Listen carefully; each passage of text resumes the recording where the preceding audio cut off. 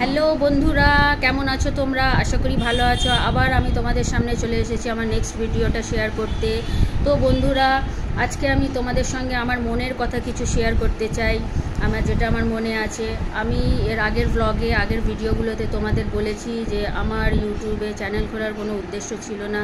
আমি অত্যন্ত সোজা মানে সাদাসিধে মেয়ে, আমাকে বেশি ভালো লাগে না। সিম্পল মেয়ে, সিম্পল জীবনযাপন করি, এটাই আমার নেচার। সিম্পল জিনিসে আমাকে পছন্দ। কিন্তু আমার হাজব্যান্ড বলল তুমি একটা ইউটিউবে চ্যানেল খোলো। তার জন্য ওর কথা মতো আমি ইউটিউবে চ্যানেল খুলে ভিডিও বানাচ্ছি। তো বন্ধুরা, আমি এই ভেবে ভিডিওটা বানাইনি যে আমি এতে কত সাবস্ক্রাইব পাবো, কত লাইকস পাবো। হ্যাঁ, তো কত লাইকস পাবো এটা আমি কখনোই ভাবিনি। আমি এই ভেবে অনেক গর্বিত যে তোমাদের সঙ্গে আমি ভিডিওটা শেয়ার করতে পারছি, তোমাদের সঙ্গে কথা বলতে পারছি, ব্লগ বানাতে পারছি, আর তোমরা আমার সঙ্গে জুড়ে আছো। ব্যাস, এটাই আমার জন্য এনাফ।